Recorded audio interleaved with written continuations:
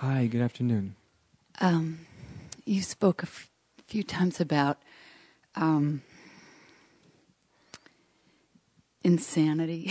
Yes.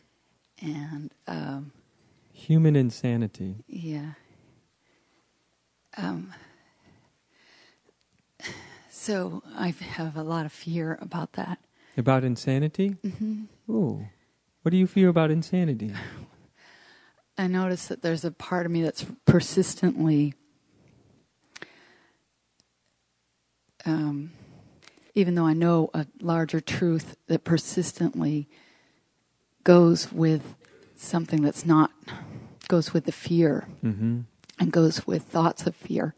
Yes. And then as I do that, there's a feeling of further and further separation. Right. And that's what feels like insanity. And You become, right. It's the avoidance of fear that fuels most insanity. Most division is ultimately the avoidance of fear.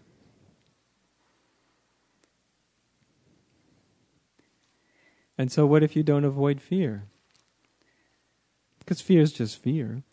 You know, you don't avoid laughter, do you? Most people don't. I know. Why do we avoid fear?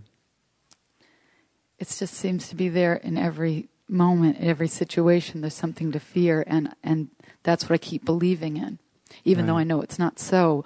But so my whole kind of expanse of moments keeps being one fearful moment to the next, and knowing that it's not true on top of it just feels like I'm in an unreal world. Right, that can really make a girl feel kind of split-minded, can't it? Yeah, it does. Yeah.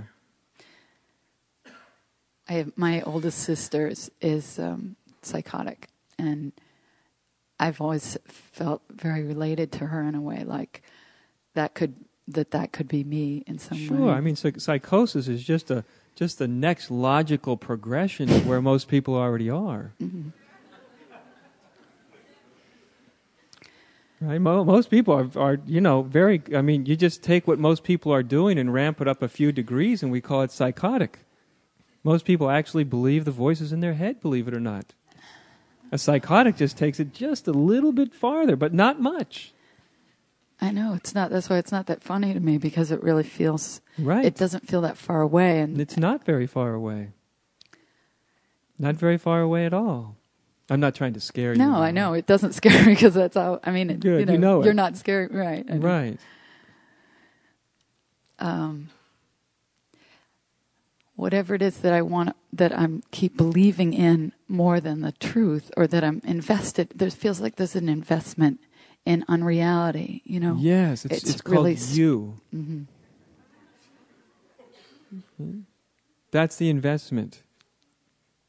That's what's trying to survive all the time, right? The me, the false self, to survive, and it can survive. It has an amazing survival ability. It can survive the most amazing spiritual revelations, even. Like it's one of those, like I said earlier, one of those birthday candles you can blow out and then it comes back. You thought the damn thing was dead, but it survives, right? It's like a mummy that just keeps crawling out of the coffin, right? Yeah. Bumbling around, obviously driven by forces that are totally unconscious and mechanical. And so, ultimately, it is the false self that seeks not to die, not to let go, not to stop treading water in its little part of the universe. Because there's no way, how can I know who I would be if I let that die? If I just let it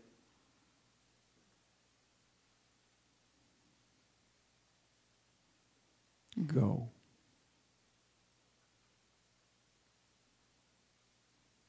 Everybody has their own way of avoiding not-existence.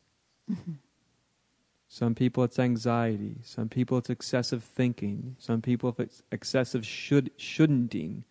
Some people it's the identity of victim. Some people it's victimizer. Everybody has their own particular way of making sure that their false self doesn't slip silently into the beyond, that it continues. And yet the call is always into that place where it feels like you may not exist as you've known yourself at all. Mm-hmm.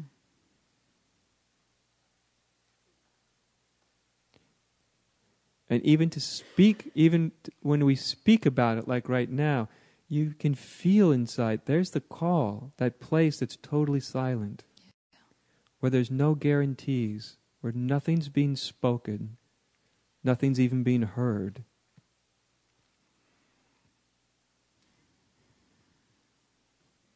In that place, you stop knowing yourself.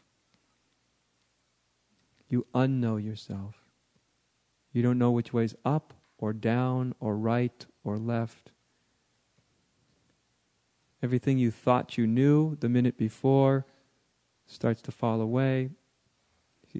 That's the infinite. That's the unknown.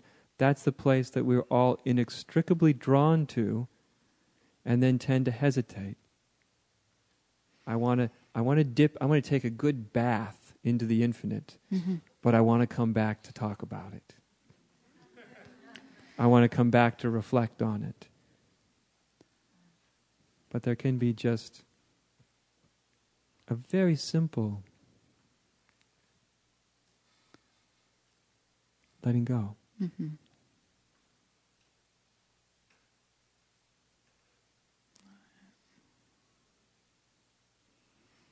Is it something that you're choosing? If you feel like you can choose it, then choose it. If you if you feel like it's out of your control, then let it be out of your control. Take it whichever way it presents itself. You see what I mean? Either way will do. To accept the fear when it's happening? Absolutely. The fear is just about, oh my God, I won't exist. And I say, try it out. It's not what you think.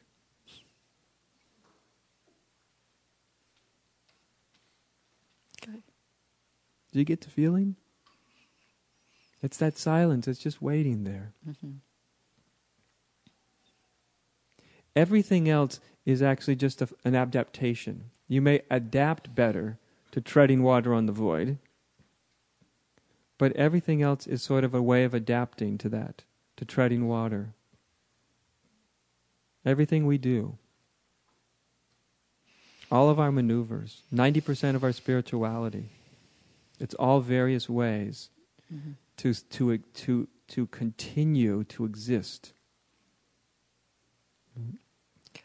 Okay. Thanks. Was that too direct?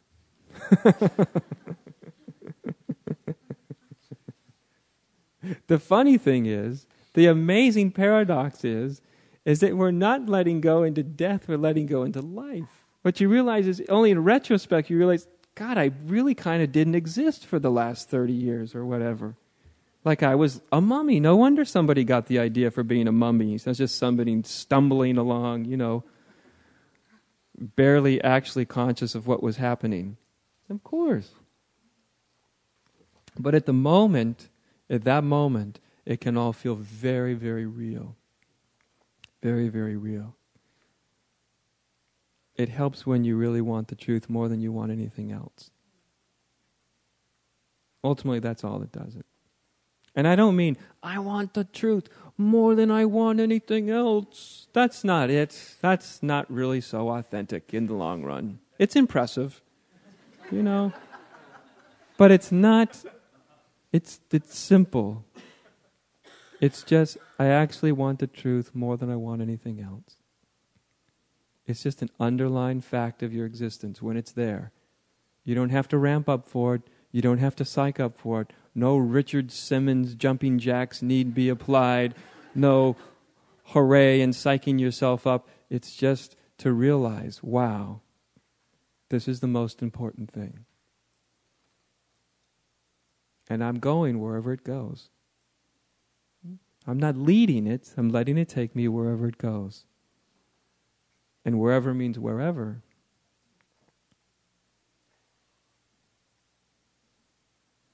And it can feel like death. Not for everybody. So if you haven't had this experience, don't worry about it. It can feel like death, or it can feel like fear. It can feel like you might be annihilated, but it's actually you're coming awake. And if we've been dead a long time, life feels like death. Transitioning from one mode into another mode. One mode has to die for the other one to fully come into bloom.